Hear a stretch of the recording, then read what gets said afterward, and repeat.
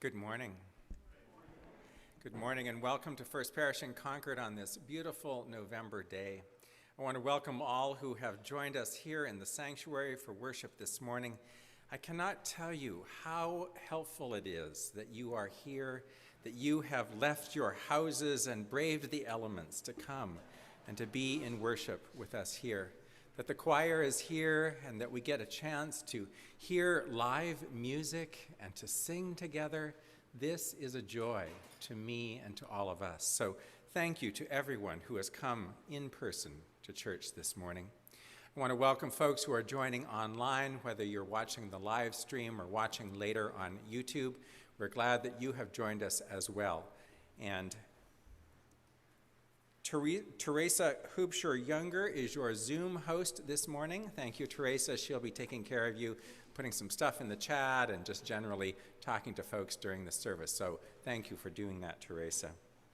We have accessibility covered here at First Parish. There are hearing assist headphones in the back. If you need one of those to hear a little better, just see an usher. We also have an elevator through these doors here, and all of the restrooms have accessible stalls.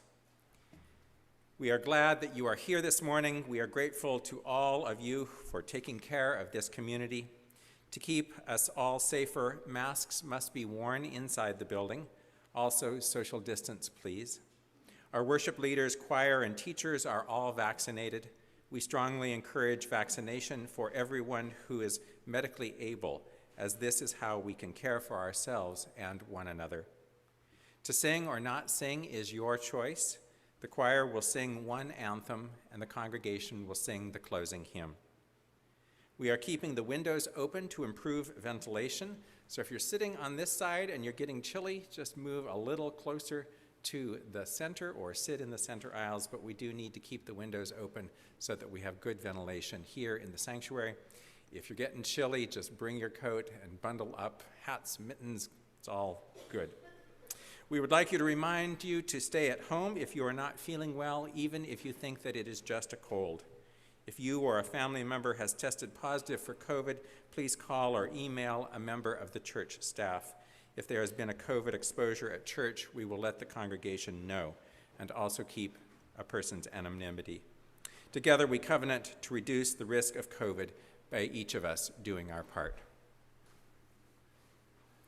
Our call to worship this morning is a land acknowledgement. This was written by Adrian Betancourt, who was most recently our social action manager, and it was based on research that Jim Sherblum had done. This is the land acknowledgement for First Parish in Concord.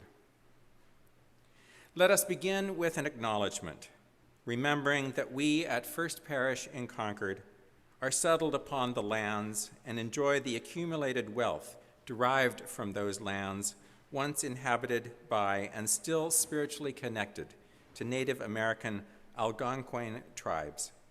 In the 16th and 17th centuries, these inhabitants included the Nipmuc, Massachusetts, and Pawtuck or Pennacook peoples. Let us worship together. Liz is going to light the chalice.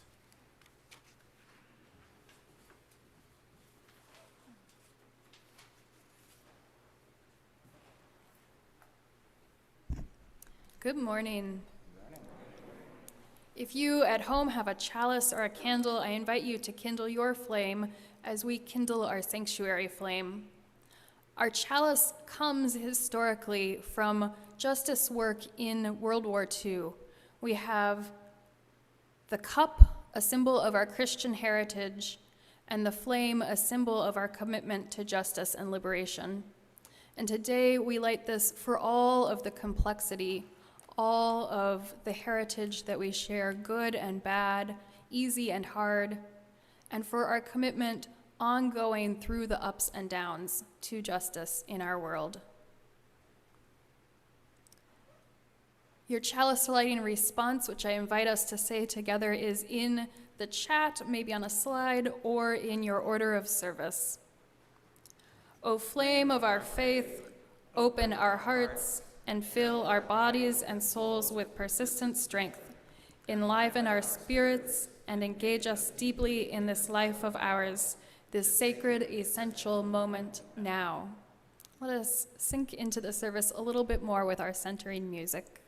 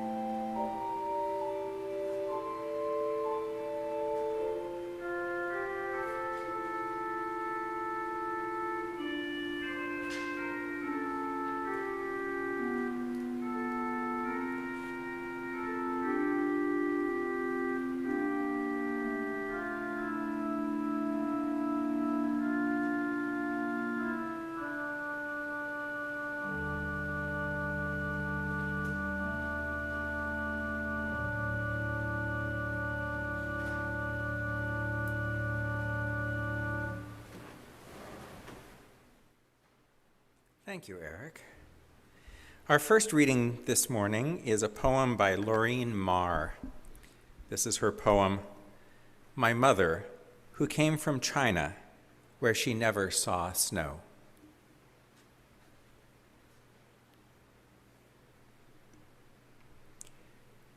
In the huge rectangular room, the ceiling, a machinery of pipes and fluorescent lights, 10 rows of women hunched over machines, their knees pressing against pedals and hands pushing the shiny fabric, thick as tongues, through metal and thread.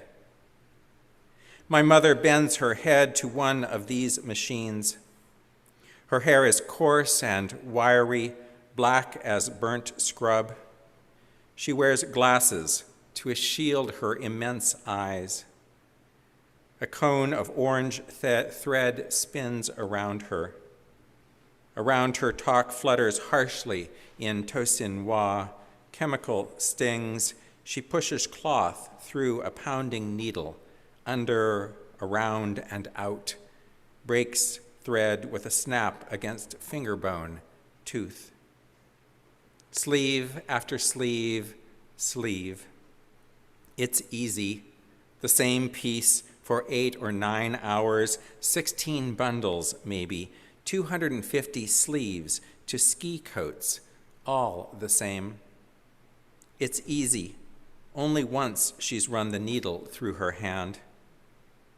She earns money by each piece. On a good day, $30. 24 years. It's frightening how fast she works. She and the women who were taught sewing terms in English as second language. Dull thunder passes through their fingers.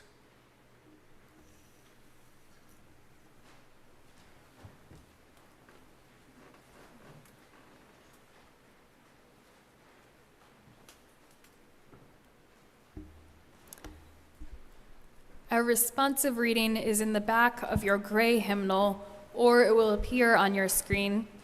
It's number 648 from Denise Levertov. Number 648 in the back of your gray hymnal.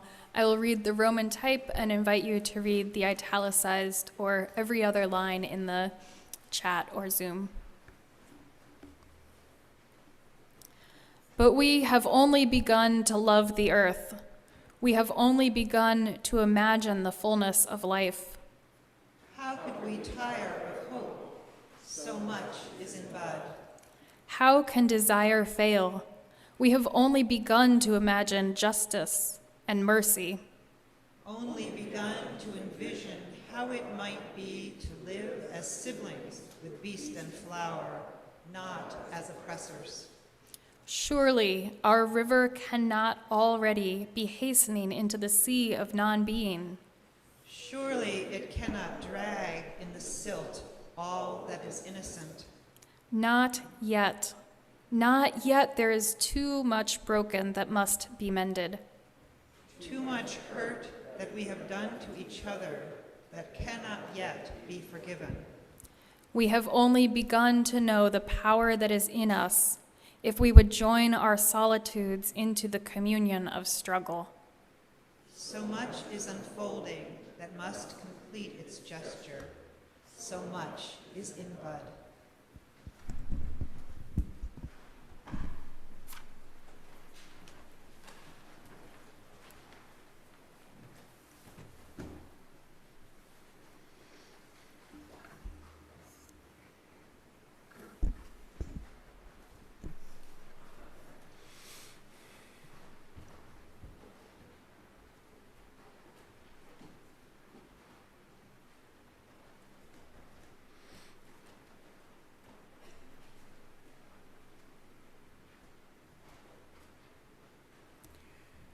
When people ask me, "Where is your family from?"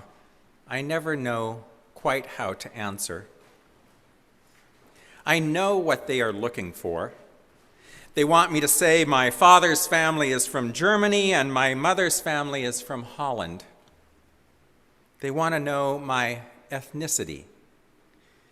They want to know which white people I come from, in which European countries I have my roots. They want to know this because they are ready to tell me from which of these countries they hail from too. Where is your family from is code for, are we alike? Behind this question lie images of perilous sea voyages, Ellis Island named changes, and early jobs as laborers and seamstresses. Grit, perseverance, hardship, factory labor, then education and advancement. This is the trend that people are looking for. When I care enough to enter the where does your family come from conversation, I explain both sides of my family came from England during the colonial period. Neither side had any trouble making money in the colonies, and both moved west as the country expanded.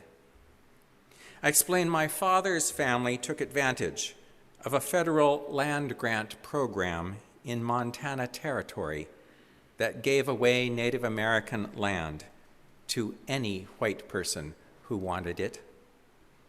I explain my ancestors profited from the slave trade, anti-immigrant sentiment, and the theft of tribal lands. Usually by this time, the person who asked the question has tired of the conversation, frankly.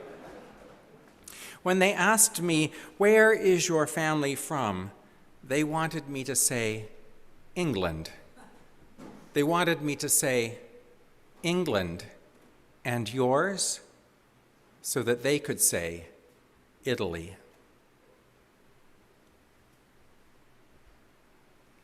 In 1958, 2 years before he was elected president, then Senator John F. Kennedy published a best-selling book titled A Nation of Immigrants. which put forth the notion that the United States should be understood as having been peopled by immigrants from its very beginning. This book was so popular that it made its way into the school system. It also cleared a path for Kennedy, a Catholic born of recent immigrants, to win the White House. A nation of immigrants codified for the first time the desirable immigrant status for all Americans, thereby letting some Americans off the hook for colonial atrocities committed in the name of wealth and progress.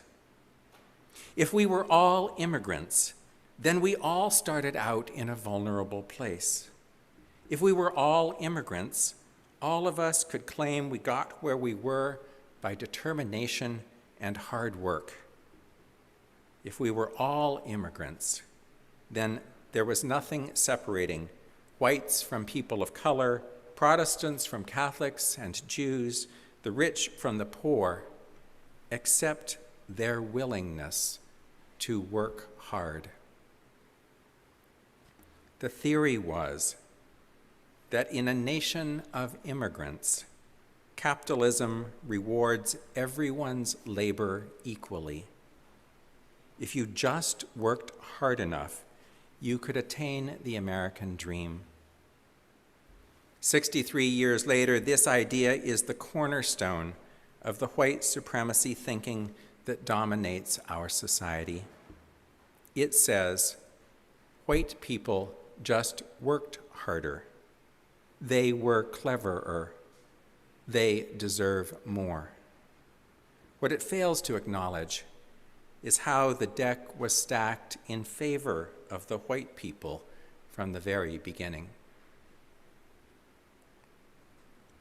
Whenever I give a tour of First Parish in Concord to coming-of-age teenagers from other congregations, we always start out on the front steps.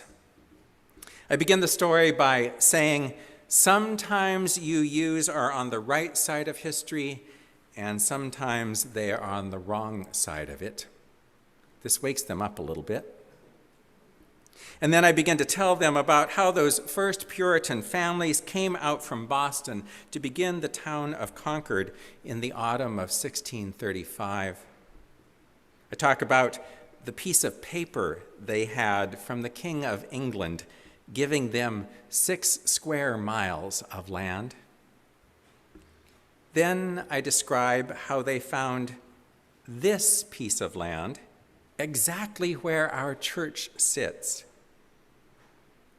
That they found here a field with crops in it and a stream running by.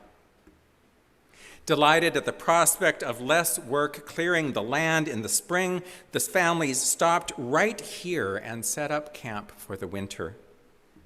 God was great, they said, for providing them with such a good piece of usable land. The good fortune of having peaceful Indians nearby to help them through the first hard winter was also a clear sign of God's providence. That the Native American settlement was the remnant of 4 or 5 tribes decimated by smallpox never occurred to our church's founders. That these same Native Americans would be soon moved further west never clouded the new church's vision of having come out to the wilderness to live in Concord with the Indians. That our church was built on a Native American cornfield, and that our first ministers owned enslaved Africans was not unusual for the time. It was simply how things were done in those days.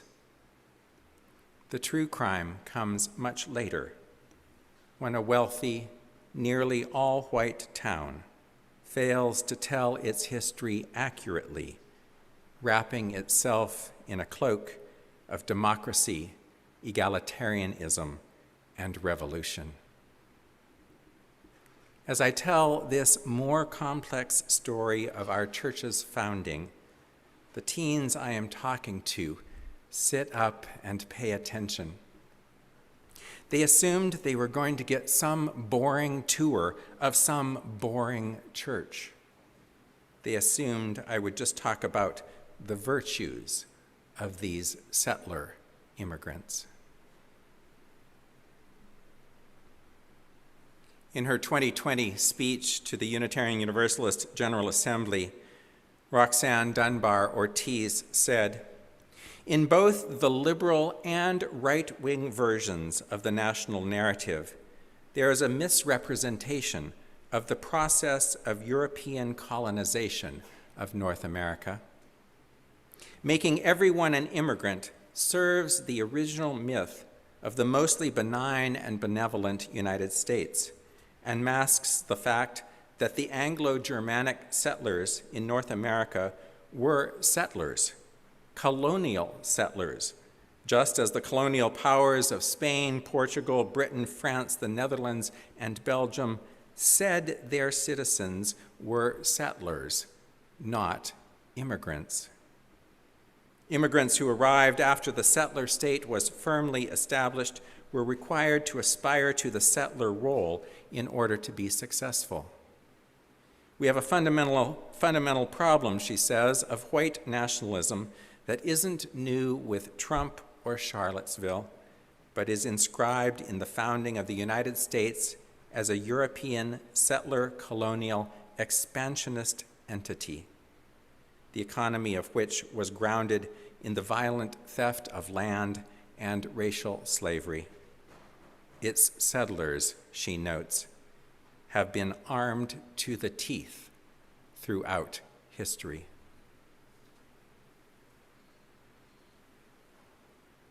Where is your family from? A seemingly innocent question, yet one's worldview is wrapped up in it completely. If our job as religious people is to see evidence of God everywhere, we are going to have to be open to some difficult answers to that question. Where is your family from? Stolen from Africa? Brought from China to work on the railroad and then denied citizenship? Lured across the southern border and then deported over and over again to Mexico? Forced by famine to leave Ireland, only to be mistreated in America? These are more complex answers. If we are going to have to be more open, we are going to have to be more open to the complex telling of U.S. history. We are going to have to set our guilt and shame aside to really hear the answers. The myth of the founding of America is just that, a myth. And all myths serve a purpose. Most myths reinforce the status quo at the expense of those who don't fit in. If we don't believe God hunted with the Nipmunk and the Pennacook long before the Puritans arrived, we won't see God.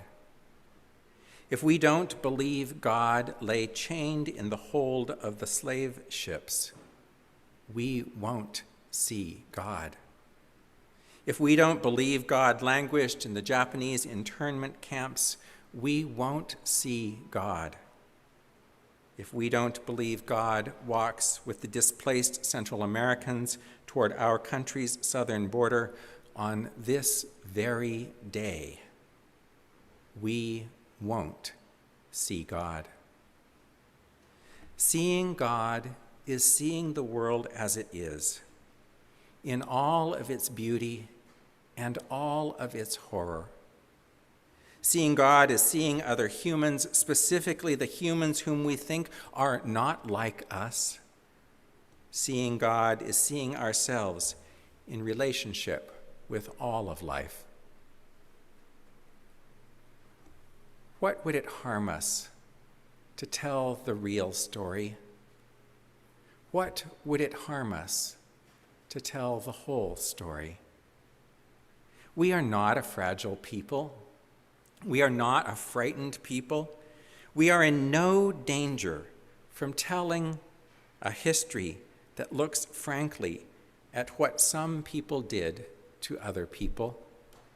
The past is past. It cannot be changed.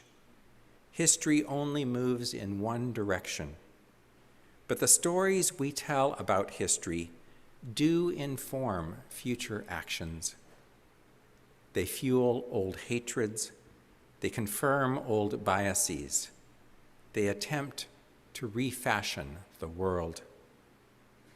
I want us to be a people who can stand the truth. I want us to be a people who won't stop with half the story. I want us to be a people who insist that history is complex, always complex. I want us to be a people who see God where God is least likely to be seen. The cornfield our religious ancestors took has served us very well. For nearly 400 years, First Parish in Concord has worked and worshiped on this cornfield. The brook has flowed by continuously for 400 years. The hill where our oldest dead peacefully lie has witnessed this congregation for nearly 400 years.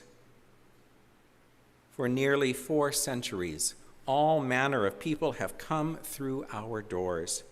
Judges and laborers, merchants and servants, landowners and freedmen, school teachers and washerwomen, authors and poets and statesmen and philosophers.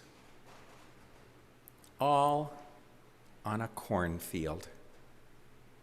All stepping on the history before them, all with some notion of right and wrong, all doing what they thought best, given their station in life. So what are we doing with this cornfield? That's my question to you. What are we doing with this cornfield? How does it still grow our ideals and feed our spirits? If we can think of it as still a cornfield, as humble and as profound, we can imagine a better life for people here. Here we can recommit ourselves to lives of integrity. Here we can work to tell a more complex story. Here we can make room for those who were previously shut out. Here we can listen to voices often hushed. Here we can truly see each other. Here we can find God. So be it. Amen. I have a question for you to ponder for a minute or so. Just scoot a little closer to somebody, or, keeping that social distance in there. We can balance this. Here's the question to ponder and discuss with your neighbor. What story in your life needs a more complex retelling? What story in your life needs a more complex retelling? Take a minute or two. I'll ring a bell to start us and to finish us.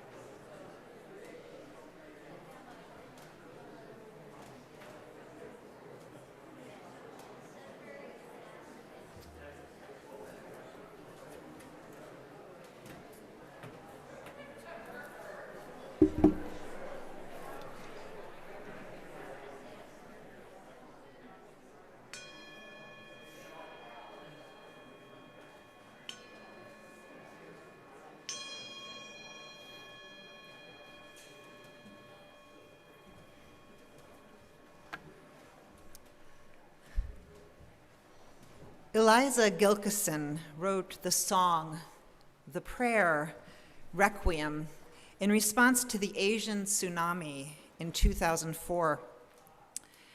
She pondered addressing this prayer to a female deity from the Hindu tradition, but she ultimately came back to Mary, the figure of compassion in her own Western Christian tradition. That seemed the most authentic choice. Requiem was written to express grief at the lives lost in natural disaster. To me, and today, it also speaks to the complexity of acknowledging and healing our difficult human story. The hurts, Denise Levertov says, that we have done to each other that cannot yet be forgiven. In the dark night of the soul, your shattered dreamers make them whole. O Mother Mary, come and carry us in your embrace, that our sorrows may be faced. O Mother Mary, find us where we've fallen out of grace. Lead us to a higher place. Requiem.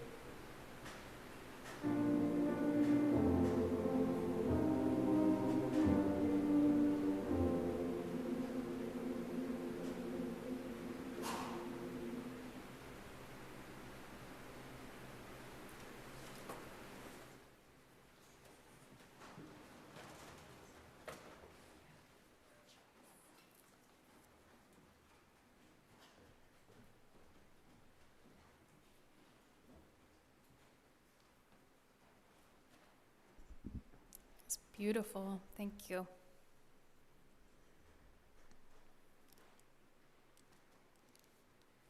We hold together the shattered dreams of our lives, the wholeness of our lives, the highs and lows. You are always welcome to share with me what is on your heart, either for conversation or to be held in community.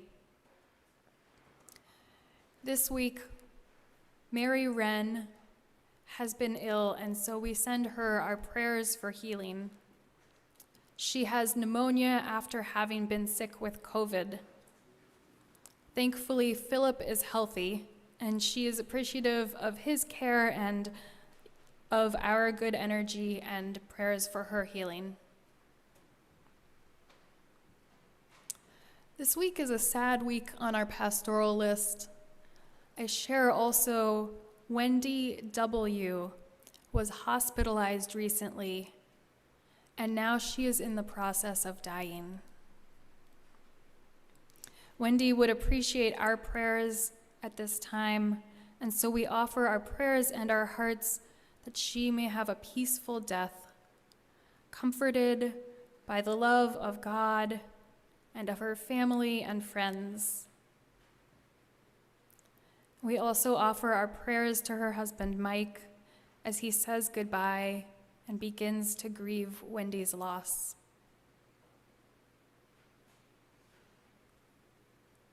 Who else ought we hold in our prayers and hearts today? I invite you to type names in the chat or at home or here in the sanctuary. Call them aloud right now.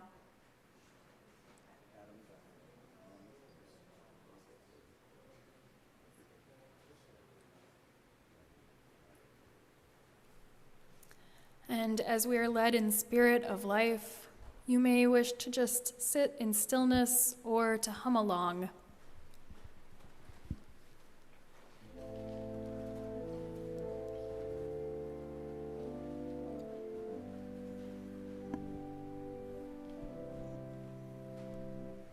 Spirit of life, come unto me.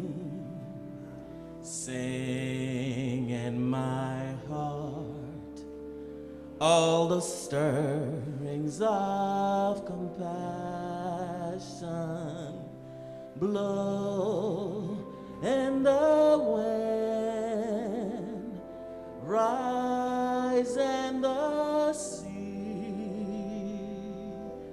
move in the hand, giving life the shape of justice. Root, hold me close, wings set me free. Oh, Spirit of life, come to me, come to me.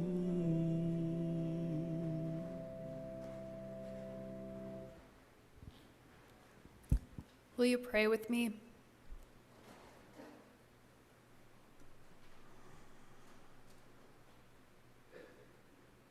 We offer this prayer to Mother Mary, to God, to the compassion that stirs always in our own hearts. This is a prayer for the fullness of our lives. We pray for peace and mercy for Wendy and Mike, and for all of us. We pray for healing for Mary Wren and for all of us. This is a prayer for the fullness of our lives, for there is too much broken that must be mended. May we tell the truth about where there has been plunder, where privilege, where pain. tell the real story, the whole story in our lives and church and world, that our shattered dreams may be made whole.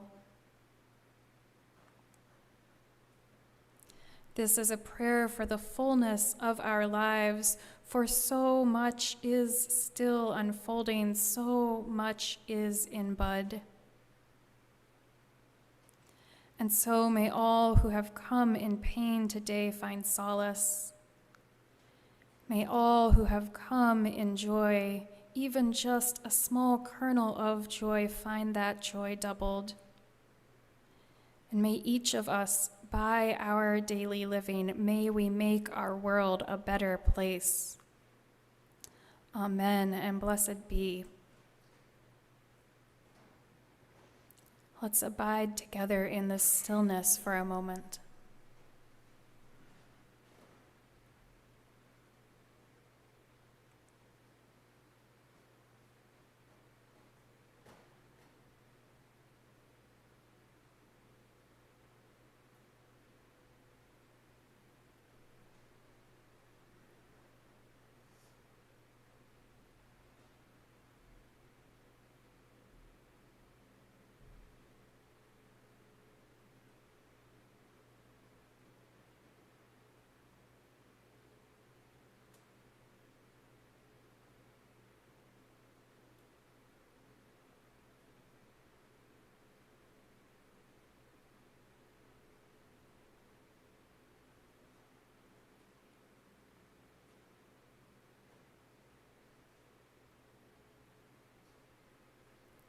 And now, if you wish, I invite you to hum along as Anderson leads us in Find a Stillness.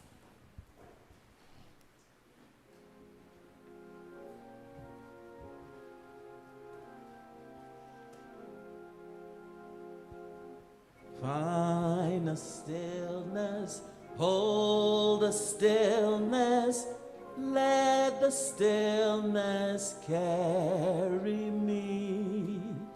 Find the silence, hold the silence, let the silence carry me.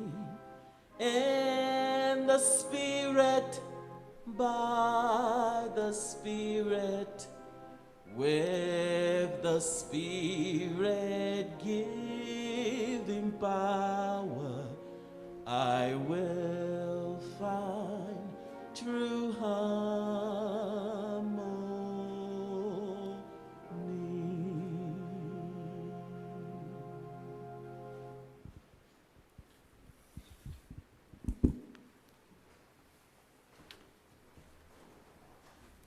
I would like to invite Rachel Wheeler to come up to light our social action candle. Rachel is from the Immigrant Justice Task Force. Come on up.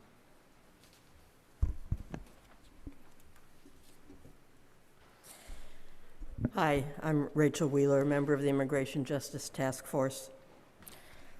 We have prepared to respond to the humanitarian crisis in Afghanistan and the coming refugee influx.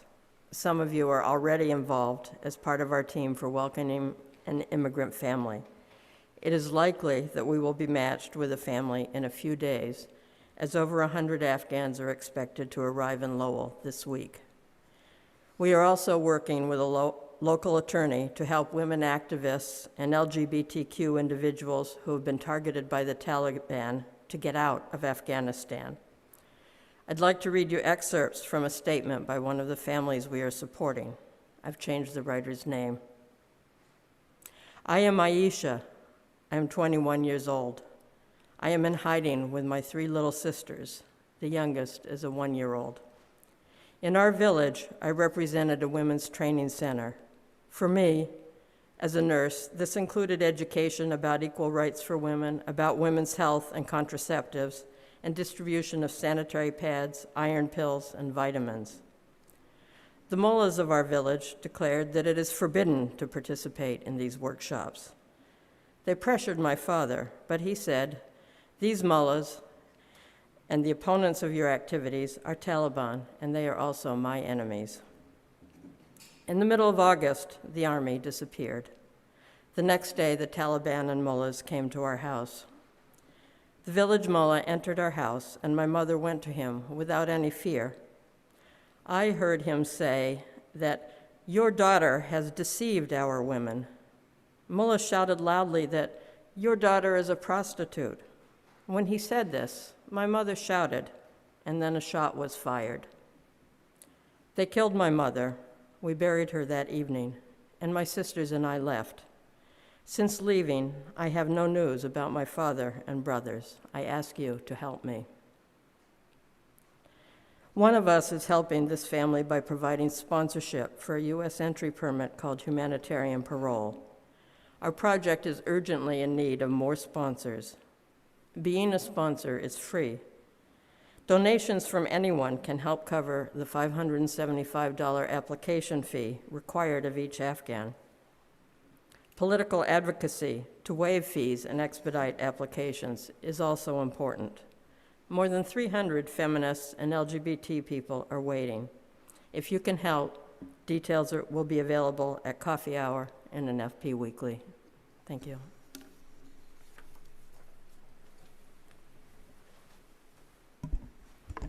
Thank you, Rachel.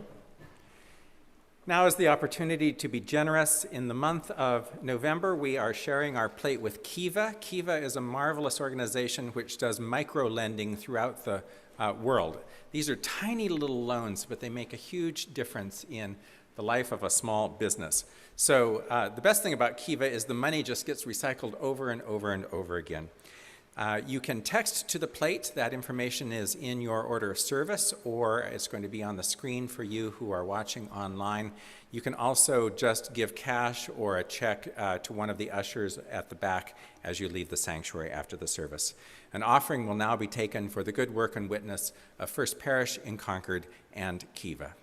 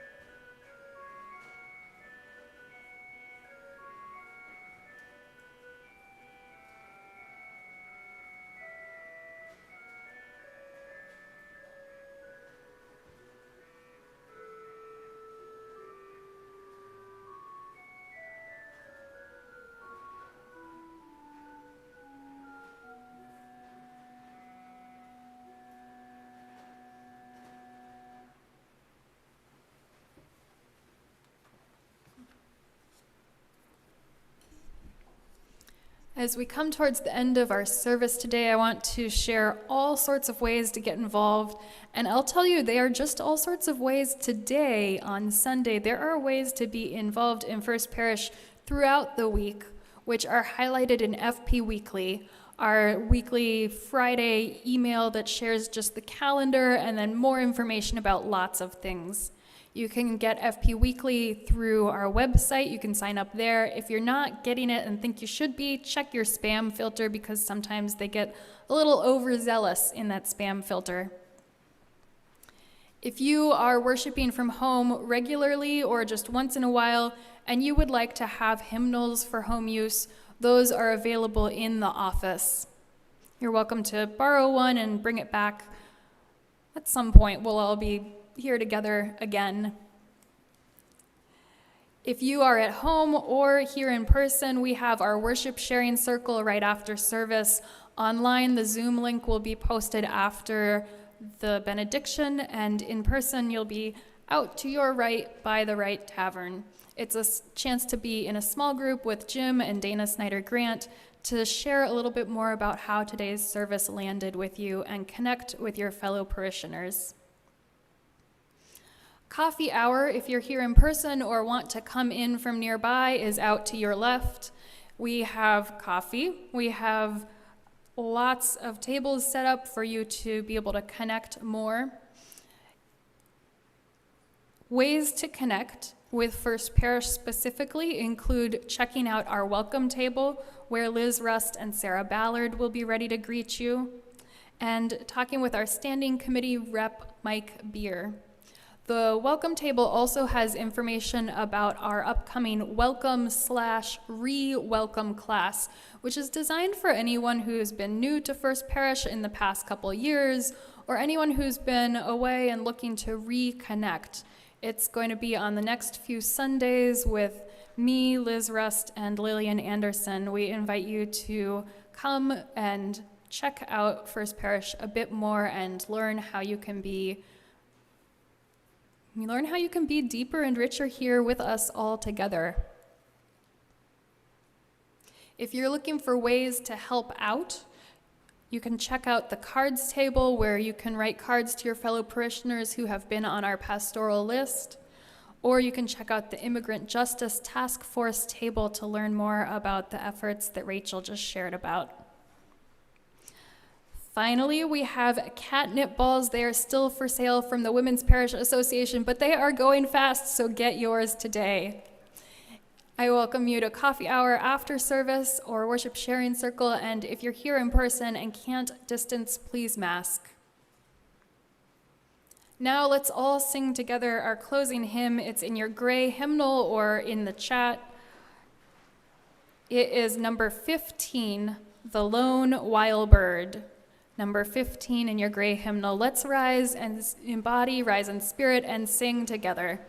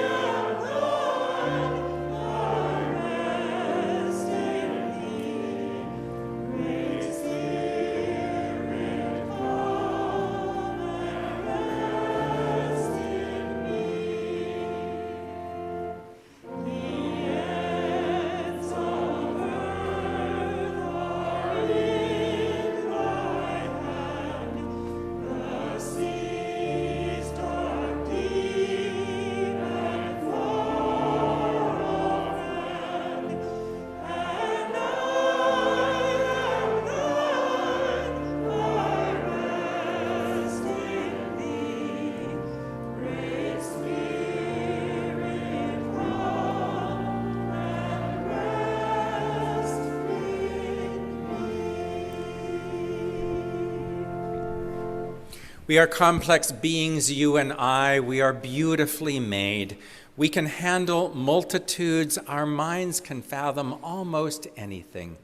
Let us be brave. Let us complexify not only our history, but our very lives, so that those who suffered in the past need not suffer in the future. Please join in the First Parish benediction saying, "Go out into the world in peace, have courage, hold on to what is good, return to no person evil for evil, strengthen the faint-hearted, support the weak, help the suffering, honor all beings."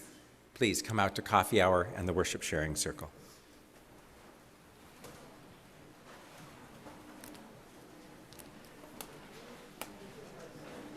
Thank you.